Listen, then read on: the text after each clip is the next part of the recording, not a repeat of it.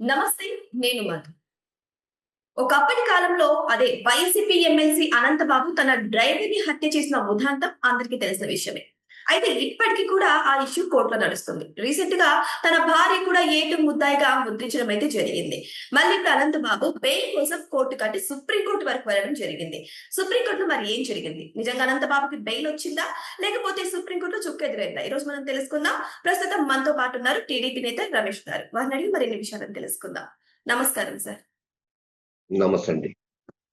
Sir Anantha Babu అతి క్రూరంగా తన దగ్గర పనిచేస్తున్నటువంటి ఒక దళిత డ్రైవర్ ని చాలా ఘోరంగా హత్య చేయడం అయితే జరిగింది. సో రీసెంట్ గా తెలిసింది వాళ్ళ భార్య కూడా అందులో కుట్రదారురాలు అని చెప్పేసేసి. మళ్ళీ ఇప్పుడు ఇంత హత్య చేసినప్పటికీ కూడా సుప్రీం కోర్టులో బెయిల్ కోసం వెళ్తున్నారు. మరి సుప్రీం కోర్టు ఏం చెప్పింది సార్? బెయిల్ ఇచ్చిందా?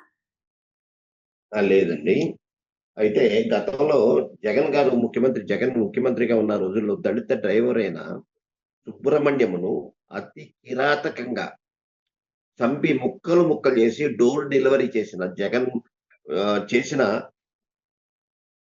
ఎమ్మెల్సీ అనంతబాబును జగను వెనకేసుకొస్తూ ఈ రోజు బెయిల్ కోసం ప్రయత్నం చేస్తున్నారంటే ఎంత దుర్మార్గం ఉందో రాష్ట్ర వ్యాప్తంగా, దేశవ్యాప్తంగా కూడా దీని మీద పెద్ద చర్చ జరిగిందండి. జగన్మోహన్ రెడ్డి గారు ముఖ్యమంత్రిగా చేసిన కాలంలో దళితుల మీద దాడులు విపరీతంగా జరిగాయి. ఎస్సీ, బీసీ, ఎస్టీ మైనారిటీల మీద విపరీతమైన దాడులు జరిగాయండి. అలాగే ఒక మాస్క్ అడిగినందుకు డాక్టర్ సుధాకర్‌ని చంపి కిరాతకంగా ఆయన చనిపోయేంత వరకు హింసించి చంపారండి. హ్మ్. అలాగే అనంతబాబు ఈరోజు బెయిల్ కోసం ప్రయత్నం చేయించడం, అనంతబాబుకి అండగా జగన్మోహన్ రెడ్డి ఉండడం అనేది దుర్మార్గంగా ఉందండి. చాలా దుర్మార్గం అండి. అవును. దాన్ని తీవ్రంగా ఖండించాల్సిన అవసరం ఉంది. అయితే జగన్మోహన్ రెడ్డి ఆయన్ను ఎనగేసుకొస్తూ బెయిల్ కోసం ప్రయత్నం చేయటం చాలా దుర్మార్గంగా ఉందండి. హ్మ్. అంతే కాకుండా ఒక ఇసుక క్వారీలో ఇసుకను అక్రమంగా తరలిస్తుంటే ప్రశ్నించినందుకు రాజమహేంద్రవరం, సీతానగర్‌లో వరప్రసాద్ అన్నదకి తీసుకొచ్చి పోలీస్ స్టేషన్‌లో కేసు పెడితే ఆయన్ని కిరాతకంగా శిరోమండలం చేశారండి. అలాగే చీరాల్లో కిరణ్ అనే అతను మాస్క్ లేదని చెప్పి పోలీసులు కొట్టి చంపారండి. నాగమ్మ అనే ఒక దళిత మహిళను ట్రాక్టర్‌తో తొక్కించి చంపారండి. అలాగా దళితుల మీద, ఎస్సీల మీద, బీసీల మీద ఎంత ఇది జరిగిందంటే హింసించి, వేధించి హత్యలు చేసిన సంఘటనలు జగన్మోహన్ రెడ్డి గారి టైంలోనే జరిగాయండి. అలాగే గుంటూరులో పట్టపగలు ఆగస్టు 15వ తేదీన జాతీయ జెండా ఎగరేస్తుంటే అక్కడ బీటెక్ విద్యార్థి రమ్యను పట్టపగలు హత్య చేస్తే ఎంతవరగా ఏమీ పట్టించుకోలేదు జగన్మోహన్ రెడ్డి గారు. జగన్మోహన్ రెడ్డి ఇంటి దగ్గరలో కూతంత దూరంలో ఒక దళిత మహిళను అత్యాచారం చేస్తే కనీసం పట్టించుకోలేదు. అలాంటి దుర్మార్గులను ప్రోత్సహిస్తున్న జగన్మోహన్ రెడ్డి గారికి బుద్ధి చెప్పి రాష్ట్ర ప్రజలంతా కూడా 11 సీట్లకు పరిమితం చేసినా ఇంకా సిగ్గు రాలేదండి. కానీ సార్ ఇట్లా దళితుల మీద అంత అన్యాయం జరుగుతున్నప్పటికీ కూడా అయినా సరే ఎవరైతే నిందితులు ఉన్నారో వాళ్ళు ఇంకా ఇప్పటికీ కూడా బెయిల్ మీద తిరుగుతున్నారు.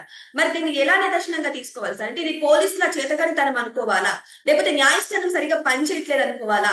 లేకపోతే అసలు ప్రభుత్వమే సరిగ్గా లేదనుకోవాలా? ఎలా తీసుకోవాలి సార్ దీన్ని? ఎందుకంటే ఎవరైతే తప్పు చేస్తారో వాళ్ళు ఖచ్చితంగా శిక్ష అనుభవించాల్సిందే. కానీ అలా జైలుకెళ్తున్నారు. 2, 3 రోజులు సరదాగా క్యాంప్‌కెళ్తున్నట్టు వెళ్తున్నారు. మళ్ళీ వస్తున్నారు మళ్ళీ బెయిల్ మీద తిరుగుతున్నారు. ఏంటి సార్ మరిది? మా కూటమి ప్రభుత్వం వచ్చిన తర్వాత ఈ రవిడీలకు లేకపోతే ఇలాంటి ఎగవేషాలు వేసే వాళ్ళందరికి కూడా ఫుల్ స్టాప్ పెట్టడం జరిగిందండి. చంద్రబాబు గారు వీటిపైన కూడా చాలా చాలా సీరియస్ గా ఉన్నారు. ఎందుకంటే ఇలాంటి కూటమి ప్రభుత్వం మా ప్రభుత్వంలో జరగడానికి వీల్లేదండి. ఇలా వీటిపైన కూడా ప్రత్యేక దృష్టి పెట్టారు. హోమ్ మినిస్టర్ గారు, అలాగే ముఖ్యమంత్రి గారు దీనిపైన చాలా సీరియస్ గా ఉన్నారండి. దళితులకు రక్షణ, ఎస్సీ, బీసీలకు రక్షణ కల్పించేది మా కూటమి ప్రభుత్వం, చంద్రబాబు గారి ప్రభుత్వం అండి. అది ప్రపంచమంతా తెలుసండి ఇది. హ్మ్. అవును. కానీ సార్ మనం చూసుకుంటే ఇక్కడ మొన్న రీసెంట్‌గా చూసుకుంటే ఒక వైసీపీకి సంబంధించినటువంటి ప్రతి ఒక్కరు కూడా బెయిల్ మీద బయటకొస్తున్నారు. ఇప్పుడు అనంతబాబు విషయానికి కూడా చూద్దాం సార్. మొన్న అతి దారుణంగా చంద్రబాబు నాయుడు గారి అమ్మ గురించి కూడా తిట్టారు. ఆయన బెయిల్ మీద బయటకు వస్తున్నారు. సో అందరూ కూడా బెయిల్ మీద బయటకు వస్తున్నారు, దర్జాగా తిరుగుతున్నారు. అనంతబాబు విషయంలో కూడా మధ్యంతర బెయిల్ మీద బయటకు ఉన్నారు ఆయన. మళ్ళీ ఇప్పుడు బెయిల్ వరకు వెళ్తే సుప్రీంకోర్టు చివాట్లు పెట్టినట్టు తెలుస్తోంది. ఎవరైతే ప్రధాన న్యాయమూర్తి ఉన్నారో సూర్యకాంత్ గారు, ఆయన మొత్తానికి బహిరంగంగా కోర్టు సమక్షంలోనే చెప్పారు, పోలీసులు ఈయనకి హెల్ప్ చేస్తున్నారు, దాని ద్వారానే ఈయన బెయిల్ మీద తిరుగుతున్నారు అని చెప్పేసి చెప్తున్నారు. మరి నిజమేనా సార్, పోలీసులు వీళ్ళకి హెల్ప్ చేస్తున్నారంటారా? అలా కాదండి. ఇవి కోర్టులో ఉన్న పరిధిలో ఉన్నాయి కనుక ఇవన్నీ కూడా జ్యుడిషియల్‌లో వీళ్ళు కూడా ఏం మనం మాట్లాడటానికి వీల్లేదండి. ఇది న్యాయమూర్తులు చక్కగానే పనిచేస్తున్నారు. న్యాయమూర్తులను కూడా వేధించిన జగన్మోహన్ రెడ్డి గారికి ఆయనకి ఏదో వత్తాసు పలుకుతారని లేదు. న్యాయ వ్యవస్థ ఎలా చేస్తుంది జ్యుడిషియల్ మీద మనం మాట్లాడటం అనేది అది కోర్టులో ఉంది కనుక అది మాట్లాడటం అనేది మంచిది కాదండి. ఈరోజు మా ప్రభుత్వము, కూటమి ప్రభుత్వము ఇలాంటి ఎదవేషయాలు చేసే వాళ్ళందరూ కూడా ఫుల్ స్టాప్ పెట్టడం జరిగింది. దీని మీద సీరియస్‌గా చంద్రబాబు గారు ఎవరు తప్పు చేసినా సరే, మా మా ప్రభుత్వం, కూటమి ప్రభుత్వం అధికారంలోకి వచ్చిన తర్వాత భారతి గారిని ఏదో అన్నందుకు కిరణ్ అనే మా తెలుగుదేశం పార్టీ కార్యకర్తను చంద్రబాబు గారు అతన్ని అరెస్ట్ చేయించాం మేము. ఉమ్. అలాగే మేము ఎవరు తప్పు చేసినా గాని, మా వాళ్ళు తప్పు చేసినా గాని మేము చంద్రబాబు గారు ఒప్పుకోరండి. మేము అంతా కూడా కట్టుబడి ఉన్నాం. తెలుగుదేశం పార్టీ అంతా కూడా మా కార్యకర్తలంతా కూడా చాలా సిస్టమాటిక్‌గా ఉన్నారు. ఇలాంటి తప్పులు మేము చేయమండి. కానీ మేము జగన్మోహన్ రెడ్డి గారిలాగా తప్పు చేసిన వాడిని వెనకేసుకొచ్చి అనంతబాబు లాంటి వాడినో, లేకపోతే ఇంకొకడినో వెనకేసుకొచ్చి బెయిల్ కోసం తిరగడం, లేకపోతే వాళ్ళకేదో అండదండలుగా ఉండడం అనేది మా ప్రభుత్వం కాదండి. మా చంద్రబాబు గారు సిస్టమాటిక్‌గా చేస్తారు. మేము కట్టుబడి పనిచేస్తామండి. కానీ ఇప్పటికి కూడా ఆయనని వైసీపీ ఎమ్మెల్సీ అంటున్నారు. మరి పదవి నుంచి ఇంకా ఎందుకు దించలేకపోతున్నారు? అది అది వాళ్ళకి టైం ఉంది కనుకన అంతవరకి వాళ్ళు ఎమ్మెల్సీలుగా ఉంటారండి. అది అయిపోయిందండి. అయిపోవచ్చింది అది కూడా. ఎమ్మెల్సీ పోద్దండి. సో ఎమ్మెల్సీ తీసేస్తారండి. ఏదేమైనా సరే సార్, కూటమి ప్రభుత్వం ఆల్రెడీ అధికారంలోకి వచ్చి 2 ఇయర్స్ దగ్గర ఇంకా ఇంకొక 3 మంత్స్ 4 మంత్స్ గడిస్తే 2 ఇయర్స్ అయిపోతుంది సార్. సో ఈ 2 ఇయర్స్ లో ఆ రెడ్ బుక్ లో ఎంత మందిపై యాక్షన్ తీసుకున్నారు? ఎంతమంది ఇటువంటి దాడులు చేసిన వారి మీద యాక్షన్ తీసుకున్నారు సార్?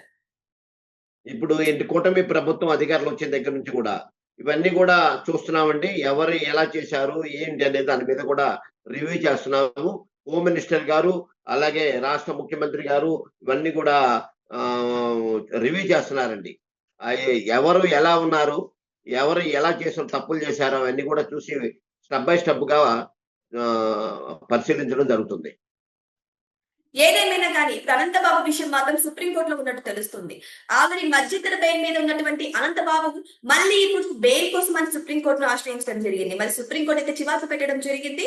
మరి ఇప్పటికైనా సరే కనీసం ఎవరైతే నిందితులు ఉన్నారో వాళ్ళకి శిక్ష పడుతుందా, లేకపోతే నిందితులకు బెయిల్ దొరుకుతుందా, మరి న్యాయస్థానం ఎలా సపోర్ట్ చేస్తుంది? రానున్న రోజుల్లో వెయిట్ చేసి చూద్దాం. Thank you so much. Thank you.